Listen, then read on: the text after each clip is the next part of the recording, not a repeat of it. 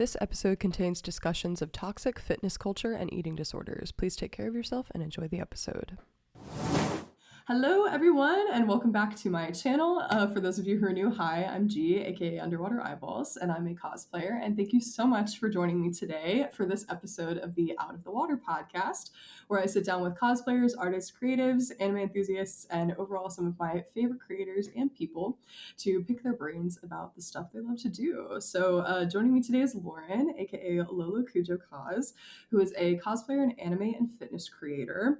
She has been cosplaying now for about 3 years and began her journey into the cosplay community by making anime-inspired fitness content. So hi, Lauren. How are you? Hi, G. I'm doing great. I'm super excited to talk with you tonight. Yes, thanks so much for taking the time and joining me. We've been friends for a hot minute now, so I'm super happy to have you on. And we play Baldur's Gate together, Like every week. Which is a great time. Yeah. So, how did you get into cosplaying? Yeah. So I grew up loving to play dress up. Like as a kid, like I had like different costumes and stuff that I remember I would just like wear around, even just by myself, like playing pretend. And I always look forward to Halloween. And before I even considered like starting to cosplay or actually considering it cosplay, I decided to dress up as Sasuke with my friend who cosplayed Naruto at a Halloween party. And I decided to go like a little more detail with it. Like I decided to make like the curse mark across his face with some eyeliner, and that was so fun. And then I kind of like left it at that, but then I was like, I always thought cosplay online was really cool. But then fast forward like 6 months later, the season finale of Attack on Titan season 4 part 2 was coming out, and I had been showing some of my friends like the entire series leading out to it because I was hyping it up to them, being like, guys, this show is so good, please watch like the whole show with me so we can watch like part 2 as it comes out. And so the finale was rolling up, and we're like, guys, we love the show so much, we should have like a themed finale party and like dress up as the characters. And so we did, and I decided to dress up as Mikasa, which is also the name of my cat, and I have like a whole like shrine of her over there in the corner. But I decided to dress up as her, and I had so much fun. And actually, one of my still really close friends, like she was a bridesmaid at my wedding a couple months ago, Tori, she dressed up as Annie, and also she's still now a cosplayer. So that both kind of started our cosplay journey. And from there, like I started posting on TikTok, because at that point I was kind of already posting anime related fitness content because I love anime and I'm a nerd. And so from then I was like, well, I guess I can start posting cosplay content too. Like this is so much fun. And I just haven't stopped doing that since. Hell yeah. Oh my gosh, we kind of have that Lauren comment actually. I had a birthday party. I think it was my 22nd birthday, I want to say. Maybe. It was however old I turned in 2021, which I think was 2022. But I had like a dress up birthday party and dressed So up. did I.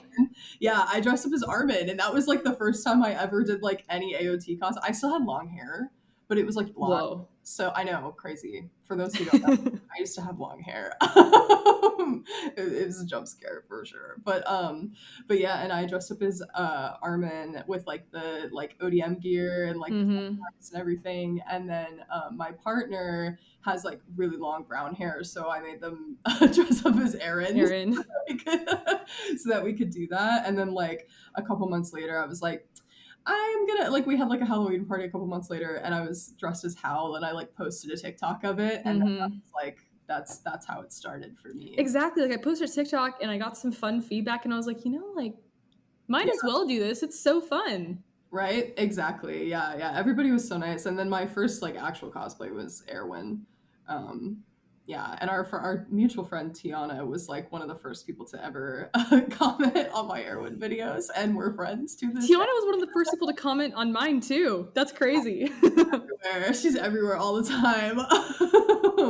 And I love it. So AOT TikTok back in the day, like 2022, peak. Oh my gosh. Though, would I go back? Probably not. No. Yeah, no. That's good that we left that one behind, I think, for sure. Yeah. So you mentioned your first cosplay, but which was kind of the first one that you like really started posting seriously? So it was Mikasa. Like I started making more like creative content with her. Started doing more like acting Yeah. as her. But I feel like the first cosplay that really like tested my ability was probably Jolene. Which I mean, my name LoloKujo comes from like my nickname Lolo sounds kind of like JoJo. I freaking love Jolene. I also have a shrine of Jolene over there. Oh, Um, yeah, so I have before I started cosplaying, I had like zero makeup experience. I didn't even know how to like do eyeliner or anything. Still learning, still getting better all the time. But like 6 months or so after I started posting on TikTok, I went to a con. It was like my first big con I went to, and I was like, I really want to try to be Jolene, but I'm really intimidated by the makeup because like if you look at JoJo cosplayers, their ability is so awesome and everyone has such individual makeup. I was like, I don't even know how to do this. And I yeah. ended up watching a couple people's makeup tutorials like Dill, Dill or like Morp cosplay. Yeah. Incredible. They slay. They helped me gain confidence even in my lack of ability to just try. They're like, you really can't mess up. Just try. And for my first attempt, it was pretty good. And I had a blast being her. And like that's one thing that I loved so much about that cosplay is that it made me not scared to try new things because I'm like, well, I can always do it again and do better the next time. And Yeah. that's kind of what cosplay is about. For sure, yeah. And JoJo's makeup is so like it's so difficult, at least to me, to like follow anybody else's kind of like tutorial just because Yeah. you can make the lines work on your own Your face. own face. Yeah. Exactly. So it's kind of just like do it a couple times and you'll figure it out, I've gotten better every time. Like you can see the progress that I've made in like my makeup ability, which is so cool. Like with that cosplay specifically. Absolutely. Yeah, I love that photo shoot you did. I don't know if it was recent or not, but the one of you and Me and my friend Ryan. yeah, and Asui. Yeah. Yeah. That Oh, was one of my favorites. gorgeous chef's kiss. It was amazing. I loved it. So you mentioned Dylan, who shout out Dylan. Who are some of your biggest cosplay inspirations? Ooh, I have so many. Um, One really big creator that kind of once again boosted my confidence as a beginner is Allison Tabitha. She's very, very popular, but her tutorials online are so accessible. And I also really appreciate that she uses readily accessible materials because this hobby can be so expensive. But even though she has those resources and can definitely make those tutorials super fancy, I love that she makes it accessible to like regular people like me who don't have tons of money to Mhm. give me the confidence to like just see what I can do. And so I think like that was the first content creator that I really looked up to and was like, no, like I think I can do this even though I don't have the experience. I don't have like a limitless amount of money. Like I think I could really enjoy myself in learning how to do this hobby. Absolutely. Yeah. I feel like there's so much to be said for the closet cosplay too. Yes, I've Uh, done a lot of that. yeah, like there's such a like culture of like consumerism around Mm-hmm. cosplay and people just think they have to like buy the best stuff and all that. Mm-hmm. Yeah, you can just start by like, pulling out whatever like 5-year-old makeup brush you have. Yeah, You my know? makeup brushes are so old. Oh yeah. I mean, if you just have like a button-down shirt, like you can do so many characters with that, and like you can do so much with just like your own hair. And so I feel like yeah, Alison Tabitha was like a huge inspo for me whenever I watched her on YouTube. Um, I'm trying to think because like I do really love doing JoJo's cosplays, and so I do think, like I said, Dylan Morp, they're both Mhm. like so I don't know, down to earth and like totally willing to share like their experience in like a very humble way. Yeah, So they were two cosplayers that also inspired me just to try things. Like don't be scared to mess up, and that also helped me a lot. for sure. Um, Sure. yeah, Yeah, yeah. I love Dylan. Oh my God, we play Minecraft together.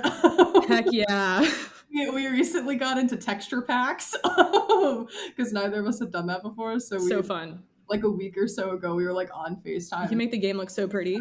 I know we were like downloading all the texture packs for like the bushes and stuff, and it was so fun. And Uh, then there's another cosplayer, Cappy, a huge One Piece cosplayer. I just love every single one of like their posts. They're so creative. They're never afraid to look silly. and like be authentic.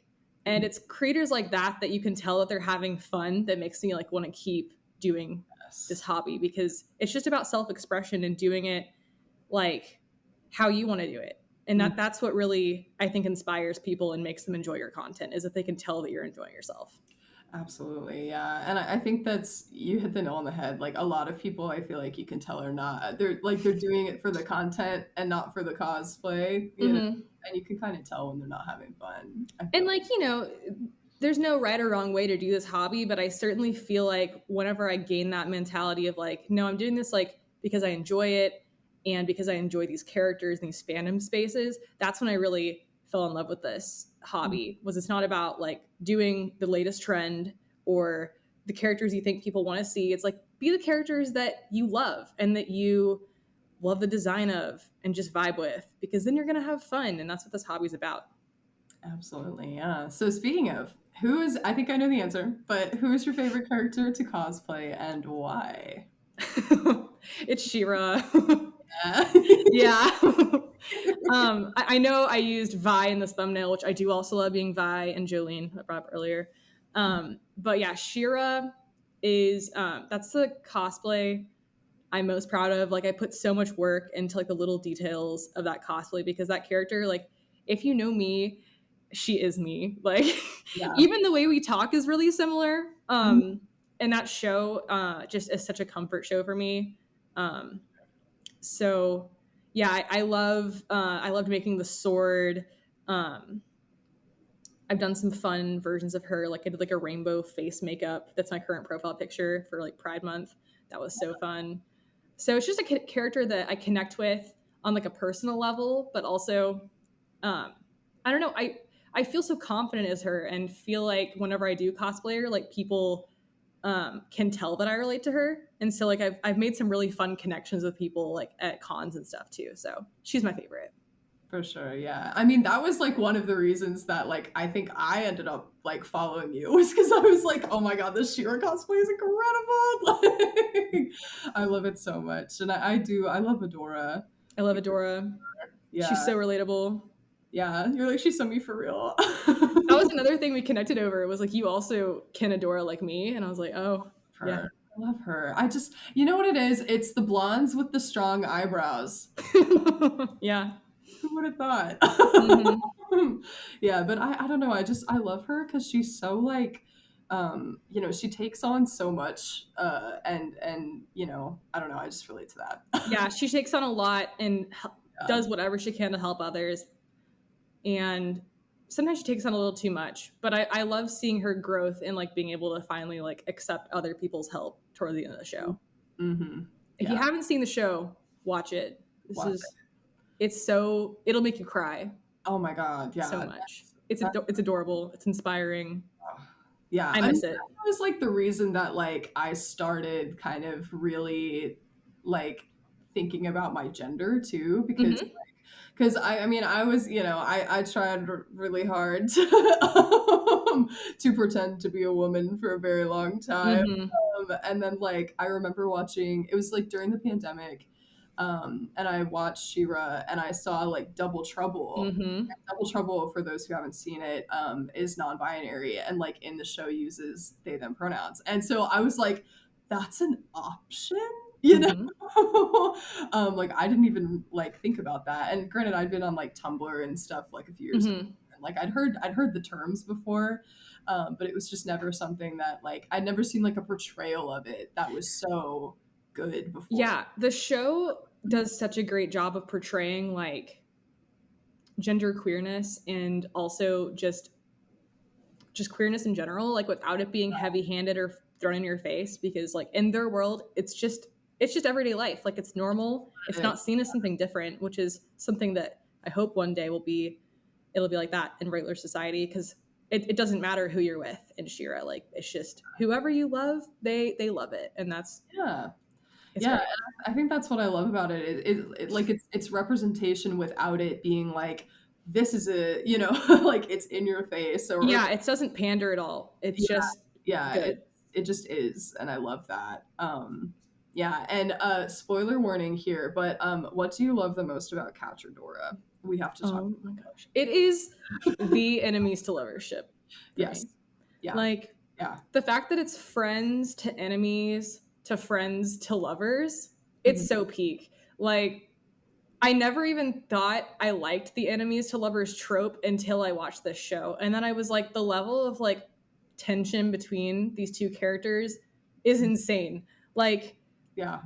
because you can tell they have such a strong bond from episode one. Like they've lived life together. They've been through a lot together. And so like having like going through everything, like separating because Katra doesn't feel accepted, Adora trying to do what she feels is right, and because Katra like just can't quite bring herself to like go with Adora. It's just the tension is insane. I It's love them so much. Are they toxic? Yes. However, in like the final season, Katra does own up to that. And mhm. it's up to Adora to forgive her ultimately. Like it's not up to us to decide if Adora is allowed to forgive Katra or not. Like they seem happy together, and also no one understands the other character like like those characters do because they've been through everything together. For sure. And I feel like Castro too. I also adore her. Mm-hmm. And I feel like I can relate to her like sense of I'm gonna say it and then explain it. Like her sense of lost. Mm-hmm. Like she, obviously lost her best friend, but I mean it in more of like a she was lost for a long time and Yeah. like didn't really know who she was for a really Yeah. long She was time. tired of being like second to Adora. She wanted to be her own person. Mm-hmm. And it took a lot of additional loss, I think, for her to realize like Adora is who she wanted all along. Yeah, yeah. It's peak. It's so good. It's just so good. I even have I have like the The stay. Heart of Etheria. Yeah, but this is like somebody translated the like the last or the Catra's line where she's like, "Don't you understand? I love you," and we're like, "Just this one stay." And so Mm-hmm. they translated that, and they turned the stay into the shape of the heart of Etheria. So this I actually want that tattoo. instead of I'm heart. jealous. Yeah, it's really good. I think I have the screenshot of the translation. I can send it to you. Please. Yes, yeah, but I love those two with my whole heart. Yeah, I'm glad you asked me about that show because of course. it's I had it's my to. favorite. I had to. I was like, Lauren's coming on the pod. We're gonna talk about Shira. Yeah. Yeah, so you've touched on it a little bit, but I wanted to ask you about this. What are some of the things that cosplay has helped you really discover about yourself? Yeah. Kind of a big It question. is. I discovered I really enjoy like acting and improv from it because I had never really gotten to do that before I cosplayed. Um, I'd always been like into fine arts, but more on like the music side of Mhm. things. So I actually really enjoy like making skits and stuff with my friends, Mhm. trying to like recreate scenes of characters. It's also made me a much more like confident person because sometimes you have to like roll with some punches and comment sections and stuff like that. But I've come to this point like in my cosplay journey where like if I receive a hate comment based on what my cosplay looks like, I don't really care because I'm like if I'm happy with it, I'm gonna post it Yeah. and it's gonna find the people that enjoy it. Like the space is gonna be there somewhere. It might even take me having to re-upload it, like if it hits the wrong side of the algorithm or something. Yeah. But I mean, it's just made me much more confident in not having everyone like me. There's Mhm. that Adora Ken again. Um, uh, yeah, like it's okay, like not being universally liked. I mean, no one can really do that unless you're being untrue to yourself. Yes. So this hobby just made me very authentic. Like even though it's about dressing up, like I try to be as much of myself on my platform as possible. Mhm. I try to show, yeah, like whenever I'm feeling like vulnerable, like share with my friends. Sometimes I'll make like videos on my story. I just Mhm. try to be transparent and also make content for things that I enjoy, like shamelessly. Because like, okay, at the end of the day, like we're all a bunch of nerds. It doesn't matter Exactly. like how popular you are. Like this is just a nerdy fan's face. So as long as I'm happy with what I'm posting, that's all that matters. Yeah. So it's made me more like low key and confident. For sure, yeah. And more empathetic too. I feel like I've just grown a lot as a person from the people I've met in this community. Mm-hmm. Absolutely. I'm glad that that's been the outcome, because I feel like for me it's been a long journey. Yeah.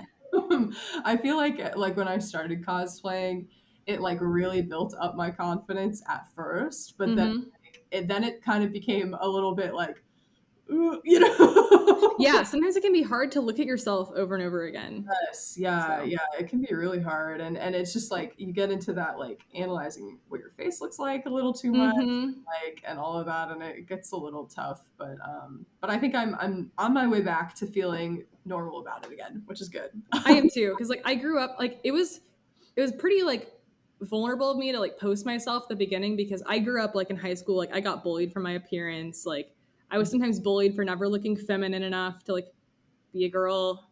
Yeah, Um, so, but also cosplaying also gave me the confidence to like be like feel attractive and also be masculine and feminine. yeah. Because I had never felt like attractive being masculine. I always thought that was like, oh, like only ugly girls are masculine. It's like, no, actually, like you can still be attractive and be masculine. Mm-hmm. These things are not mutually exclusive. So I think that's another thing I've gained from cosplaying is just feeling more confident in my like gender expression. For sure. Yeah, I felt the same way. I think again, like growing up, because obviously, like I'm in the trans community, so it's a little different for me. I just fully embraced the masculine. Yeah, Was like we're switching sides, you know. right. But like I definitely felt like that growing up too. Like I don't know. Like I remember when I was like 12, I cut my hair short for the first. Mm-hmm. And let me tell you, in seventh grade in middle school, in Catholic middle school, that Yeah. did not go over well. Yeah.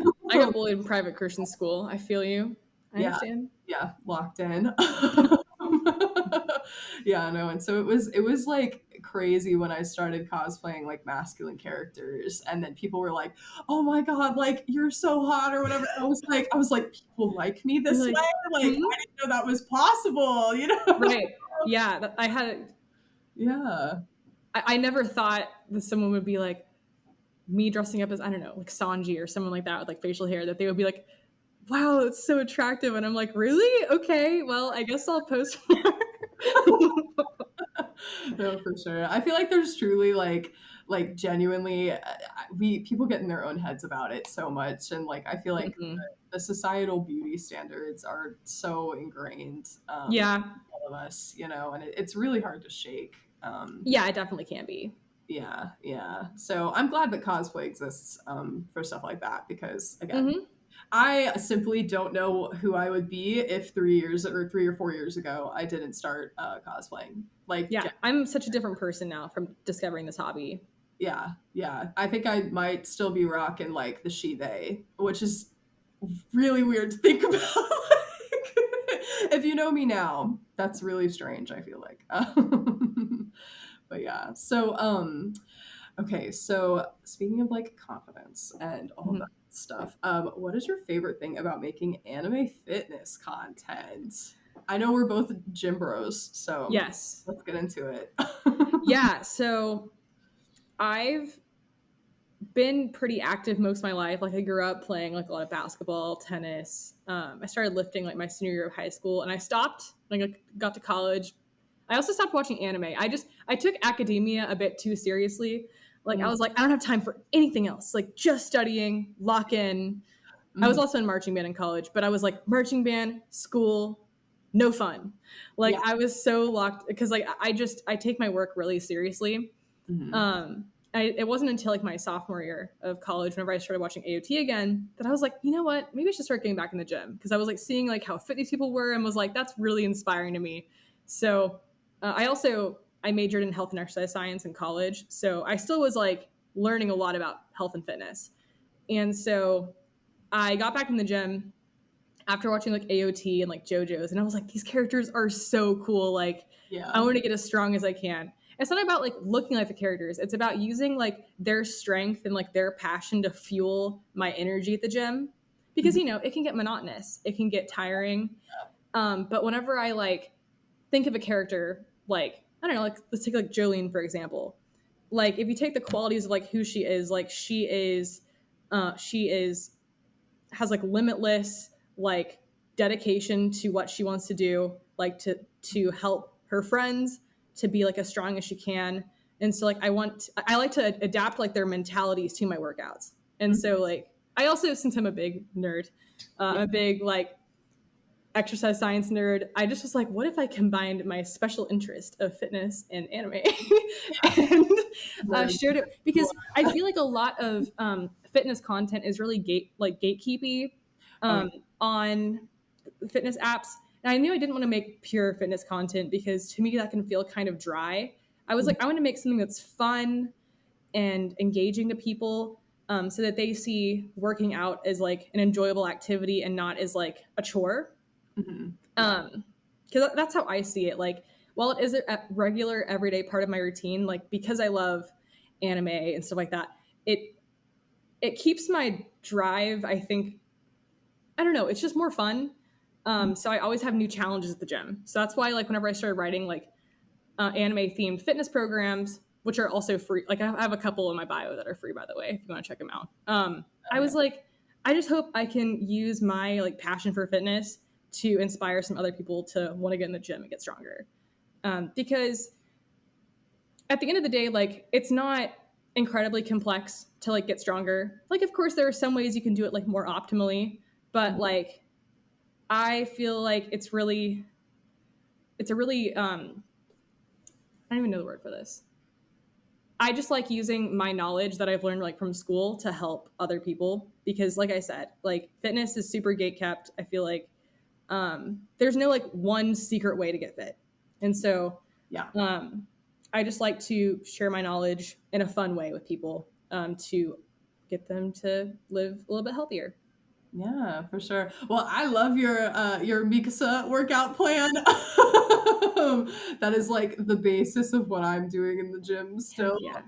And it like I, literally, y'all check them out in in Lauren's bio because let me tell you, that shit worked. That shit kills. I love it. And I really try in my fitness content to make it accessible to like beginners, intermediates, and advanced people in the gym because like we all start somewhere. Yeah. Like when I first started working out, I could not do a push up. Now I can do like progressions to push ups. So it's my goal as someone who creates fitness content to make that seem achievable and like learn like the steps to be able to get stronger and progress, which is why I typically try to post like multiple versions of the same character workout because those characters like us, they all started somewhere. So you just gotta keep doing a couple extra things each time, get stronger, and yeah, it's really fun. Yeah, absolutely. And I really do like love and appreciate your attitude about it. Cause like you're saying, like fitness, I feel like the world of fitness is very convoluted and Yeah. full of not great people with not great intentions with their content too. And I think, there's obviously like, like a lot of like eating disorder content or things that can, have that connotation in the fitness community. And as somebody who's like suffered from that in the past, like it's really, really refreshing to be exposed to that in such a positive way. So I appreciate that. Thank you. Thank you. I'm really glad you like it because hearing feedback from people like you really motivates me to want to keep making content because I had to take a break for like about a year since I'm in physical therapy school. I was like, fitness was taking up such a big part of my life. I was like, I deserve to just be able to do my workouts at the gym without thinking about creating anything. Like, I just want to enjoy my workouts. I did that. But now that I'm done like my first year, I feel more motivated than ever to like want to create accessible content for people to learn more about how to move, and how to make it fun. So I'm going to start making more fitness content again. Oh yeah. Well, congrats on finishing your first year also. I'm sure you're slaying. Thank you. I know we talk about it when we play Baldur's Gate a little bit, and I'm We always like, do. chest. Yeah, like the first night I called G, like before we started playing Baldur's Gate, I think I I explained like, I don't know, was it like pelvic floor, like pelvis movement for like over like 2 hours. I think I was talking your ear off about it. No, it was great because, okay, for context for people listening, I have severe anterior pelvic tilt. Like, it's so bad. It's Like, common. A lot of people have it. it's common for sure, as Lauren has educated me on now. But I like got hurt in the gym a little over a year ago because I was squatting and like my pelvis was all out of whack and I was putting too much pressure on my knees and my knee kind of just went like eek, like while I was squatting, and I like seriously got injured. And then I had a trainer at the gym like a few months later after I thought I was better, and I was like squatting again, and he was like, "Did you know you have like really bad pelvic tilt?" And I was like, "No, I actually had no idea." Most people don't. Most people do not know. Yeah, and then we were becoming friends, and I was like, "Have you heard of this thing called pelvic tilt?" And you were like, "Gee, I have solutions for you. Can we FaceTime?" And I was like, "Absolutely, we can." Like, and now I'm fixing it, and now I'm squatting again. So it works. Yeah, we're getting into it. Yes. Finally adding more weight again and everything. And my knees are feeling good. So Love to see it. yeah. Um, oh my gosh. So we're kind of touching on it a little bit here too, but what are your thoughts on some of those more like toxic fitness content creators, or just the content in general? And how do you think viewers can distinguish between accurate and inaccurate information? This is a great question. I should make like a whole video series on this, but I don't Good. want people to think that I don't just want to like tear down creators. Mhm. But you are right that there are some creators that have a pretty toxic mindset, or what they say in their videos can be, to be frank, pretty dangerous, at least from my perspective with my education. So a good way to, you obviously, like, if you're making fitness content, you do not need to like post your accreditations or anything. You don't need to, but things to look out for. If people are using evidence-based like papers and stuff to like back up why they're saying, even if they just have like their references in their bio, being like, hey, like I, if, let's say if they're talking about anterior pelvic tilt, for instance, Mhm. if you want to know if you're actually hearing like true credible information, they probably should list some sort of like clinical practice guideline or scientific paper within like the past 10 years, ideally, just Mhm. for being like, this is, or that, or list their education credentials. Like for me, like I'm getting my doctorate of physical therapy. I would be an expert in movement. So like my education for, in a video would be a combination of my clinical background and also like I obviously keep up with evidence-based practice. Yeah. But if you're like a fitness creator with just like a certification, you can always, I always think people like Jeff Nippard, for instance, he always posts like all of his scientific background in every single one of his videos. And Mhm. it's like, just because someone says scientific words does not mean they know what they're talking about, particularly now with AI. A lot of people use AI to write their scripts. Um, so, red flags to look out for: if people say keywords like this always works, or this is the one way to lose body fat. Mhm. Another thing is like if people say, uh, I don't know, get blank blank in this amount of days. It's like if people are putting like a time limit or a ultimatum on any sort of label, most of the time that credibility, I think it loses credibility to me, Yeah. because like fitness is different for every body and everybody, um, because our bodies just heal differently, and grow stronger differently and lose weight differently. And so I think putting any sort of ultimatum on anything, I think I'm like, I just don't know. I feel like creators who are open about like, here's one way to do things, and there's tons of other ways, but this is one good way. Mhm. That typically makes you be like, okay, this person is humble. They're also aware that there are other ways to achieve the same goals, because typically there's not like one way. Yeah.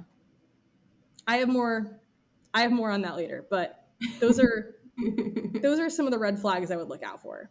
Mhm. For sure. Yeah. I definitely, yeah, I think that's completely true. Just because, like, again, like, as somebody who's like relatively new into their fitness journey, if you will, like, I've done a lot of Googling. And Mm-hmm. it's so like oversaturated with Yes. people who like think they know what they're talking about. And I'm like, I you kind of look like you're gonna get hurt. You know what I mean? Yeah, and like there are some fitness creators, like let's take Lean Beef Patty, for example. I think she is a fantastic fitness influencer because while she doesn't have the academic credentials, like the degrees to back it up, she always like references professionals with like degrees in her videos. Like she'll bring them and be like, this is an expert in this field, and I'm going to have you explain it. Or like she'll list where she got the info from. She also has years and years of experience and was like a competitive gymnast, so she knows like how to protect her body. But she also in her videos is always like, this isn't the only way to do things, or this is something that worked for me. So creators don't necessarily need to have like a DPT like me or have like a bachelor's in health and exercise science. But as long as they're transparent about like where they got that information or if there are other ways of doing things, I think that makes them much better creators. Absolutely. I love Lean Beef Fatty. I love her like Inosuke cosplay that Same. Yeah. She's actually one of my inspirations for why I started posting fitness content. Because I was like, oh my gosh, another anime fitness nerd. Like, Yeah. let's go. I got mistaken as her on a couple of my videos Oh my back god, in the day. that's a compliment though. I know. Whenever I got a comment one time because I was like flexing my back in a video before I showed my face, and people were like, I thought this was Lean Beef Patty. And I know I like cried. I was like, no way.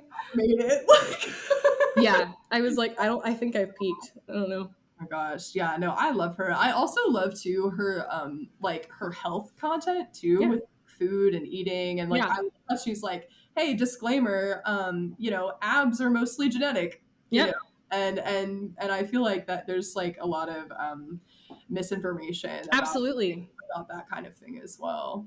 Yeah, it's like fitness content creators who are like, yeah, I did not achieve my body naturally, or like I am on PEDs. I respect that because they're like, listen, I'm here to still educate you, but I did not get here naturally. Like you can get halfway here and that's awesome. But it's like, I like creators who are transparent about their own health status because obviously like as creators, your fitness probably is one of your selling points to people who are buying your products that you're selling or watching your content. So that's another thing I also look out for. Yeah, for sure, for sure. I think transparency in general is just it's super important in making content online. And like my day job is like I'm a journalist, so like I'm like cite your sources, like cite your sources. If you got them, please cite them. Yes, please cite them. Don't pretend that like you got this from your own brain, like, sources, do the research. So that's all very, very important to me.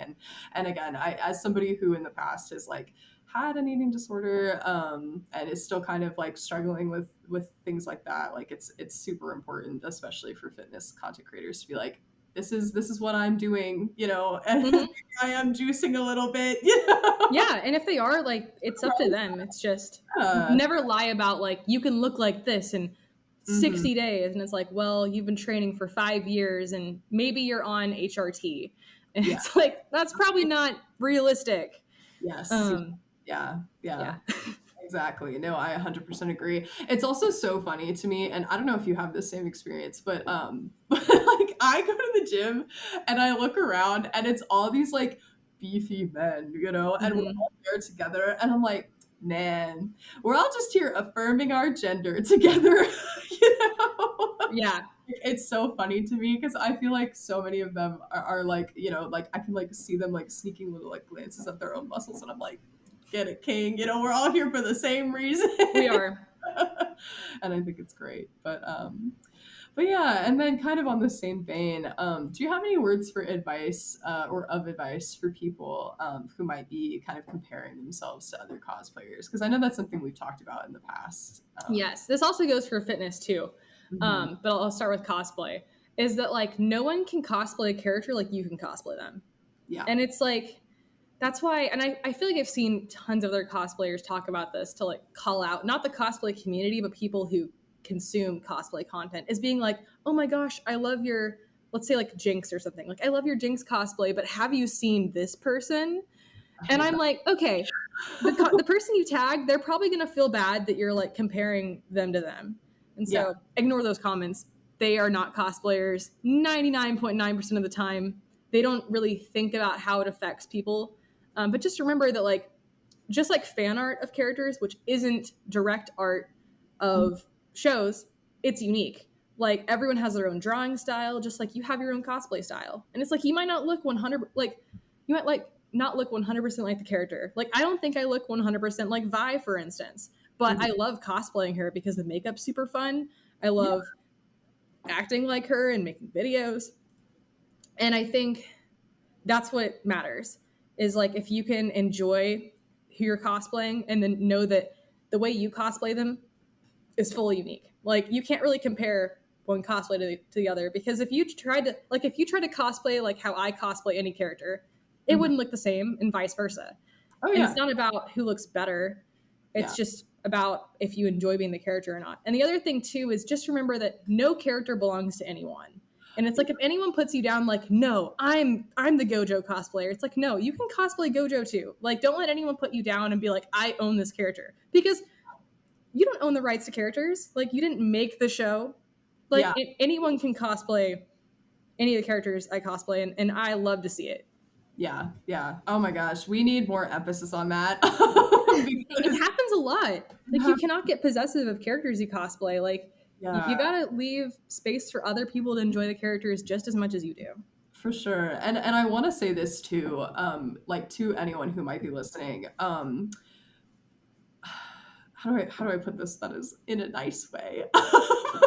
It's okay if it's a little blunt, I think. It's a little blunt.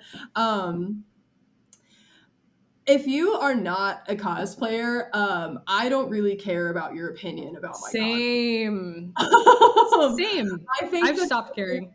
Like, I think that there is room for critique. Like, I think there's room for, like, for instance, the first time I ever did a JoJo's cosplay, I did Tonio for part 4.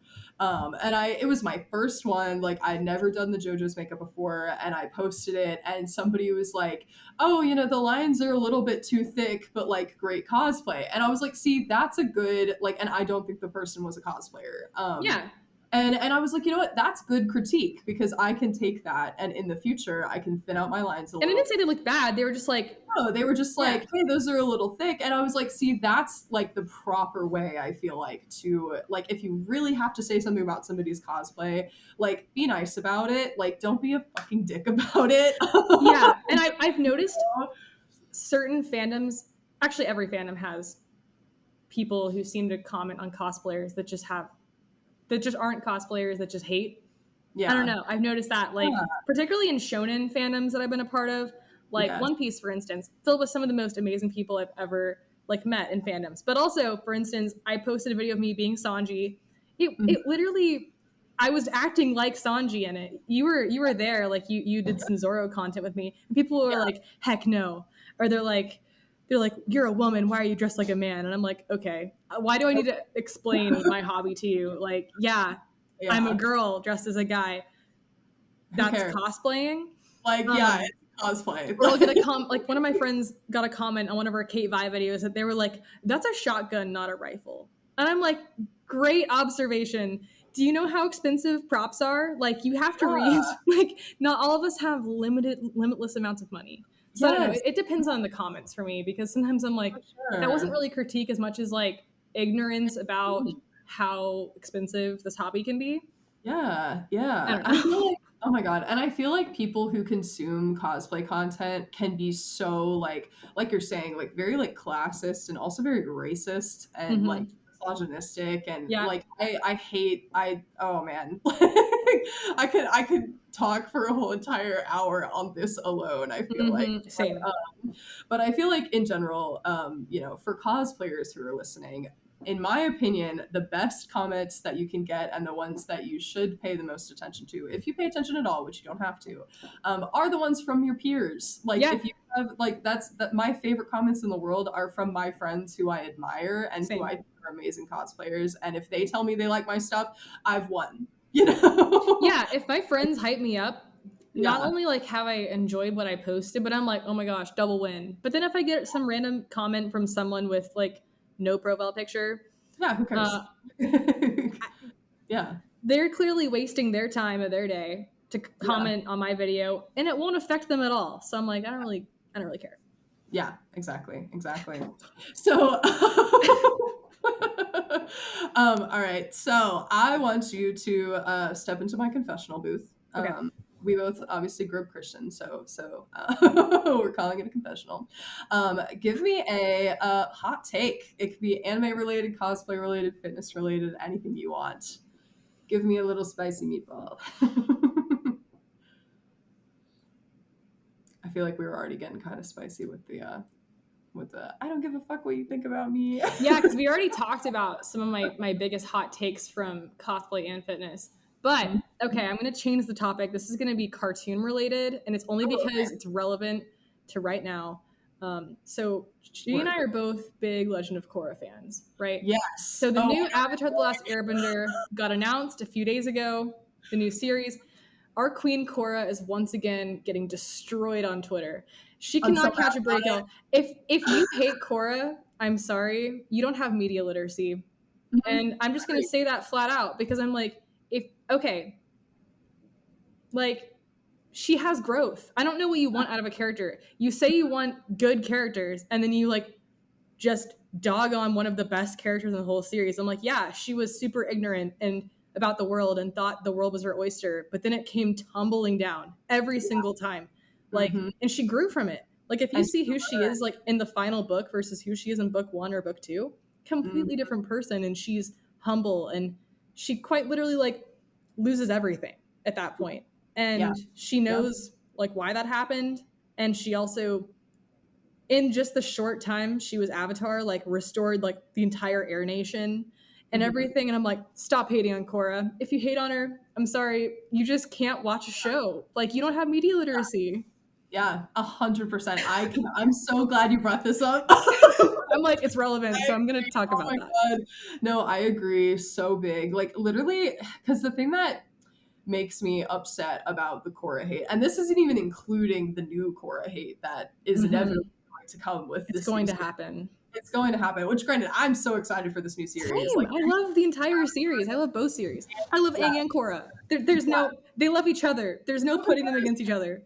Yeah, you don't have to compare them because they're two different people. Like, you know? But like Avatar was very like it was very young, if that makes sense. Like the audience was quite young, and so the kind of thesis of the show is very like black and white, kind of like good evil. It's obviously very Korra's gray.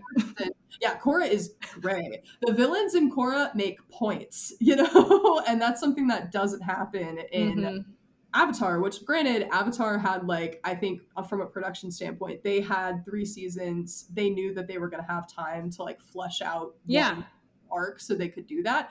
Korra was going to get canceled after every season. And then they kept being like, just kidding, you have another one, you know? Korra's greatest villain was the writer room. Yes, literally. It's because they never knew when it was going to end, but it ended so well. Yeah. And so I feel like people hate it because of that, which I get that, like, you know, it kind of feels like some things don't get fleshed out. And I think that is valid. But like her as a character, she is older because the audience of Avatar was older when that show came out. And she's a teenager and has more, like, I think she's 17 to 21. Yeah, she's 21 at the end. Yeah, and so she, like, that is a more, like, your brain is, like, more developed at 17 to 21 than it is at 12 when Aang was the Avatar, you know? Aang was also a monk and had all this, like, emotional regularity because he was taught that from the time he was a child. Like, Korra didn't have that. Korra didn't have that, and she obviously, you know, has a way bigger personality, I feel like. And she's, like, hot-headed, but that's what makes her interesting, and it's like you're like, people want good, well-written, complex characters, but then they see a complex character and they're like, not that. And I'm like, or they're like, why does she keep losing then? And I'm like, because the enemies are so much stronger than Ozai ever was. And stakes are raised. She just can't win. They're like, well, it was her fault for letting Unalaq kill Rafa. And I'm like, okay, that was her uncle. Like, and also she wanted to be better spiritually, like, which she had never had. So I was like, what do you want? Like, what do you expect? And like you're saying, like, the stakes were so much higher in Korra than they were. I mean, obviously, like, you know, the Fire Nation taking over was pretty high stakes, but like, Aang kind of walked in at like the back end of that conflict, whereas Korra was like at the impetus of the world essentially like exploding. You know, and so like, who knows how like Aang would have fared, you know, like the day the Fire Nation attacked. You know what I mean? Like, can't know that, obviously. He finished, but you know, you don't know how he would have handled it at the beginning, because you don't always have all the information. And I love Korra so much. I love her. She's everything to me. She's like one of the first instances of like LGBT representation on screen. So in like a cartoon, you know, widespread capacity anyway. And so I love her and I will defend her to my last breath. Yeah, and I was gonna say like one final thing in her character was I was like, she encompasses strength and like what the whole word of strength means, because like she lost everything. She lost like her reputation as the Avatar. She lost her movement, her fighting abilities, to the point where she was stripped down so far she had to rebuild herself. And that made her humble and completely like broadened her perspective as a person. And so I'm like, how can you hate this character? Like, I get if you hate her in season 1 when she's super bratty and ignorant and like the whole like Mako love triangle thing, but she grows so much further beyond that. Like she's a completely different person by the end of the show. So, absolutely. Core defender for life. I was like, I have to talk about this because it's relevant for my hot take. For sure, yeah. For those of you who are listening audio only, I just did a big eye roll for Mako. Because nobody likes that guy.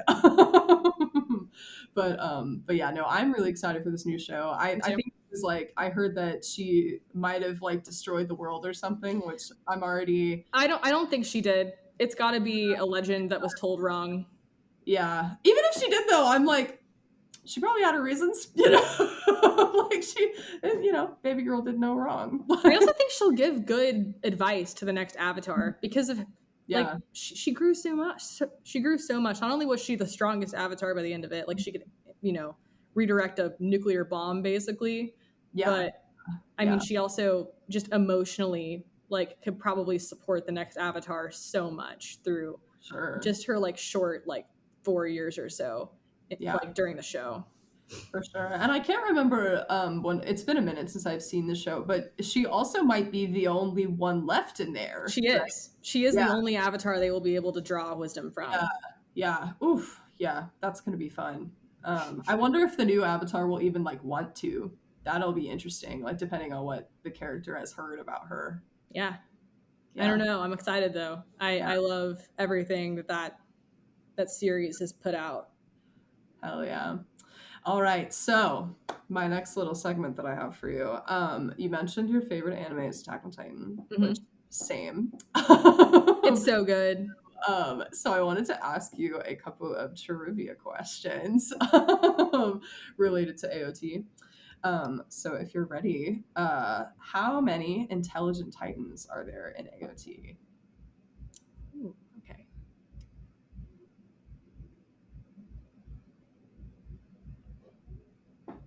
It's like the main. I know. I'm counting all of them right now. Oh gosh, I gotta start from 1. I'm so sorry. I keep distracting you. Oh my gosh. You can list like 9. Yes, it's 9. Okay. I thought it was okay. It's 9, and bonus if you can name them all. Okay, so there's Cart, female, colossal, attack, Warhammer, Jaw. Wow, I literally counted them and now I'm forgetting. You're 6 out of 9 right now. My number 1 op. If you can Armored. Op as well. Your number 1 op. Oh my goodness, I cannot believe I'm forgetting right now. I'm gonna get this. The monkey man himself. Oh yeah. Sorry, Beast Titan. Hell yeah. And then one more, the big bad. Like the founding Titan? Yeah, you got it. Okay. I was like, I think that counts. Yeah, the founding Titan's one of them, yeah. Okay, got it. We're good. I was like, I haven't seen the show in like a year, but I still got it. Oh, good. You got this. All right, this one should be easier. How is Kenny Ackerman related to Levi? This is uncle. Yeah, slay. There are still some people to this day who think that that's his dad. And I'm like... I mean, I can see it, but also his mom, Levi's mom was the Ackerman, right? Yeah, I think I think so. Yes, I Oh think. no. Was it dad? No, Mikas's mom's the Ackerman. That's what I'm thinking of. No, I think Mom Levi's might have mom, also been the Ackerman too.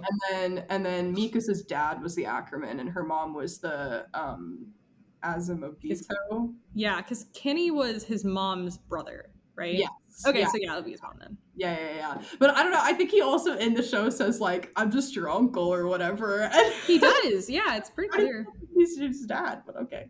Okay. All right. Finish the quote. Finish the quote. It's a little bit long. I'll see if you can get it. Okay, I'm going to die soon, but I'll die without regrets. Or that's what I'd like to say. The truth is, I do have one. I mean, I know what quote you're talking about. Yeah. I don't know. I know like the no one cares what happens to you while you die bleeding out in the battlefield. Oh no, this is from Ymir. No, I was thinking of, sorry, I was trying to complete Erwin's quote. Oh wait, I don't know if I know the end of that quote. It's Ymir's letter to Historia. Oh, that's like, okay, yeah, it's like I'm gonna die soon. I don't know. Yeah. I can't. I know like the contents of it. It's that I never got to marry Marry you. you. Yeah, that's Yeah. what it is. That's it. Oh my god, it's so funny that you started quoting Erwin because that was my other quote option for this question. I was like, I would have maybe gotten it because I have that. I found a gym, like a Spotify gym remix of it one time that came up on my recommended, oh and my so I god. learned it. Yeah. Okay. Well, off the top of my head, I can give you a quote from his speech. We can do because my soldiers do not buckle or yield When faced with the, oh gosh, terrors of this world, I can't. Oh my gosh, cruelty. Yeah. cruelty Same. of this world. Yeah, Oh yeah. We'll take. AKOT fan here. Okay. So then, what was the true identity of the smiling titan who killed Carla Yeager? That was like the biggest like wow moment for me in the show where I was Yeah. like, really? Oh, shit. That was oh my gosh, I know her name. I mean, Yeah. that's You got the this. mom. Yeah, it's Grish's first wife. Gosh. I know, yeah, it was. I'm just trying to remember her name though. I know. There's I know you Carla got it. and Oh my it's goodness. not Dina. It is Dina. Oh, Dina. Okay, I was in there. Dina It's Reese. Fritz, yeah. Fritz. Oh my gosh, not Reese. That's a different family. You're so good. I think it's technically because isn't Historia like that's her last name? And Yeah. That's. I was thinking of Astoria, so I said that as the last name. And I was like, no, it's Fritz. Right. Real as fuck. Okay, so then this one I included because it's Mikasa related, and I just thought it was really funny, and it was in the finale, so it's pretty recent. In the final battle, when they're gonna kill Aaron's founding titan, what is the animal that Mikasa doesn't recognize that Annie makes fun of her for? Oh, yeah, isn't it like an anteater or something, or like a Nakapi? Right? Yep. To be fair, like that's only like in one country in Africa, I think. But she was like, "What is that?" Like, what is that? I just thought it was so funny. Yeah, it was an okapi, not an anteater. Yeah. I love that scene so much. I remember like I watched the finale episode in the woods during the Renaissance Festival in my car. Wow. And I was like dressed in like full Renaissance garb and I was like in the car sobbing with my phone plugged in. And I remember seeing that scene and I was like, what the fuck is this? But it was so funny. I think it happens in the manga too. I think it is too. Yeah, which I read like several years ago. So Me too. But it was pretty funny. Well, anyways, thank you so much for your time. Yeah. And I'm such a huge fan of you and your work, and I'm so happy we're friends. And do you have any closing thoughts for everybody watching? Well, if you're a cosplayer, I just wanted to remind you that once again, like I said earlier, like no one can cosplay like you can cosplay your characters. So keep making content, keep your head up, surround yourself with people like G, like cool, inspiring, encouraging creators. Because that's what this community is all about, is I think about encouraging and just having fun. Absolutely. Well, thank you so much once again. And thank you to the audience for tuning in. Don't forget to like and subscribe. And you can find me at Underwater Eyeballs on all platforms. And this will be available both on YouTube and on Spotify. And Lauren, tell the people where they can find you. My is at LoloKujo.cos on all platforms.